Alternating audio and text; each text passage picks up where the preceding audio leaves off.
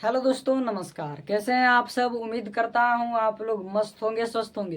दोस्तों, आज की इस बेहतरीन सी वीडियो में हम लोग विद्युत चैप्टर के कुछ महत्वपूर्ण यहाँ पर फार्मूला और उसके परिभाषा को अच्छी तरीक़े से याद करने वाले हैं, समझने वाले हैं। जैसा कि आप सब जानते हैं और नहीं भी जानते हैं तो जा करके डिस्क्रिप्शन बॉक्स में वहाँ पर दिए गए लिंक पर क्लिक करके और आप लोग जान सकते हैं कि इसके पहले वाले वीडियो में हमने विद्युत चैप्टर के महत्वपूर्ण अवयव और उसके संकेत को बताया था कि बैटरी को किस प्रकार से सूचित किया जाता है, कुंजी को किस प्रकार से सूचित किया जाता है, बल्ब को किस प्रकार से सूचित किया जाता है, प्रतिरोध को। इस प्रकार से बहुत सारा हमने वहाँ पर अवयव और उसका प्रतीक यानी कि संकेत हमने बताया था। आप लोग जा करके वहाँ पर दिए गए लिंक पर क्लिक करके देख सकते हैं, डिस्क्रिप्शन बॉक्स में दिया हुआ है। और विद्युत परिपथ की परिभाषा भी वहाँ पर प्रस्तुत किया गया था। तो आप लोग यहाँ पर इस वीडियो में यहाँ पर बहुमूल्य यहाँ पर आपका क्या है, परिभाषा है ना, बहुत ही महत्वपूर्ण कह सकते हैं आप लोग, बहुत महत्वपूर्ण। यह बेसिक है आपका विद्युत चैप्टर का, बहुत ही बेसिक परिभाषा यहाँ पर है। देखिए क्या है। सबसे पहले तो विद्युत किसको कहते हैं? तो विद्युत आवेशों के संग्रह यानी कि संचय को हम लोग विद्युत कह देते हैं।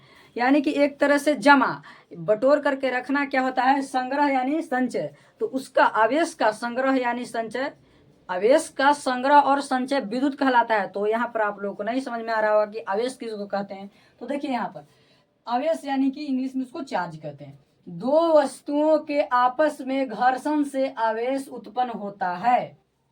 दो वस्तुओं के आपस में घर्षण से, है ना, घर्षण से आवेश उत्पन्न होता है। यानी कि एक तरह से रगड़ से क्या होता है? आवेश उत्पन्न होता है। तो आवेश भी दो प्रकार के होते हैं, एक होता है धन आवेश, दूसरा होता है ऋण आवेश। जो इलेक्ट्रॉन को, यह बात को आप लोग ध्यान में रखिएगा, जो इलेक्ट्रॉन को त्याग करेगा उस पर धन आवेश और जो इलेक्ट्रॉन को ग्रहण करेगा उस पर ऋणावेश लगेगा। इस बात को आप लोग ध्यान में रखिएगा। तो आवेशों के, है ना, दो वस्तुओं के आपस में घर्षण से आवेश उत्पन्न होता है। तो समझ गए आवेश क्या है? आवेश क्या है? दो वस्तुओं के आपस में घर्षण से क्या होता है? आवेश उत्पन्न होता है।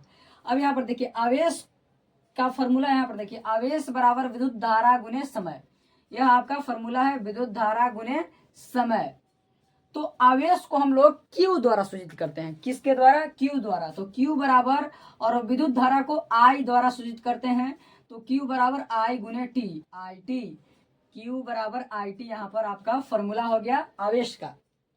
अब उसके बाद यहाँ पर विद्युत धारा आप लोगों को नहीं समझ में आ रहा होगा। तो विद्युत धारा यहाँ पर समझिए, विद्युत आवेश का एसआई मात्रक। अभी यहाँ पर एक भी बात समझ लीजिए कि आवेश का एसआई मात्रक क्या होता है? तो कूलाम होता है। कोई व्यक्ति इसको कूलाम भी पढ़ता है, तो यहाँ पर आप लोग घबराइएगा नहीं। कूलाम इसको जिसे सी से सूचित करते हैं, कूलाम। विद्युत आवेश यानी आवेश का एसआई मात्रक क्या है? कूलाम है, जिसे हम लोग सी से सूचित करते हैं, कूलाम को, है ना। विद्युत आवेश का क्या मात्रक? कूलाम होता है, सी। अब विद्युत धारा देखिए, समझते हैं। विद्युत धारा यानी कि इलेक्ट्रिक करंट। इलेक्ट्रिक करंट आखिर क्या है? विद्युत परिपथ में आवेशों की प्रवाह यानी गमन यानी एक तरह से गति की दर को विद्युत धारा कहते हैं। तो यहाँ पर समझ गए, आवेशों के प्रवाह यानी कि जो यहाँ पर आवेश है, आवेश उत्पन्न हुआ घर्षण के कारण, उसका प्रवाह यानी कि गति, है ना। विद्युत परिपथ में आवेशों के प्रवाह और आवेशों के प्रवाह यानी कि गमन यानी कि गति की दर को विद्युत धारा कहते हैं। तो विद्युत परिपथ मैंने इसके पहले वाले वीडियो में बताया था, जो लिंक यहाँ पर दिया हुआ है। मैंने इसके पहले भी बोला आप लोगों को, वहां पर देख लीजिएगा। तो यहाँ पर भी समझिए विद्युत परिपथ क्या होता है। देखिए साधारणतः यहाँ पर क्या होता है, विद्युत परिपथ में बैटरी लगा होता है, तार लगा होता है, कुंजी लगा होता है और बल्ब लगा होता है। और इसमें क्या होता है, यह बंद एक तरह से होता है, तो वह विद्युत परिपथ आपका कहलाता है। परिपथ माने होता है रास्ता, और विद्युत परिपथ कहा जा रहा है। तो विद्युत का रास्ता यानी कि विद्युत धारा के गमन करने का रास्ता को विद्युत परिपथ कहते हैं। समझ गए आप लोग? तो यह आपका यहाँ पर दिखाया गया है फिगर के माध्यम से। यह क्या है? विद्युत परिपथ। तो यहाँ पर आप लोगों को समझ में नहीं आ रहा कि यह क्या है, इसीलिए मैंने कहा कि वहां पर जाकर के अगली वीडियो में देख लीजिए आप लोग। क्या है? यह आपका बैटरी है, और यह कुंजी है, यह बल्ब है, और यहाँ पर धारा देखिए, धन आवेश से ऋण आवेश की ओर गमन कर रहा है।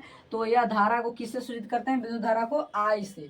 तो यहाँ पर आई आपका धारा है है ना। जैसे इस स्विच को ऑन करेंगे तो बैटरी क्या होगा, यहाँ से बैटरी से तो यहाँ तक आ रहा है धनावेश, ऋणावेश में यहाँ पर स्विच ऑन करेंगे तो क्या होगा, यहाँ बल्ब जल जाएगा।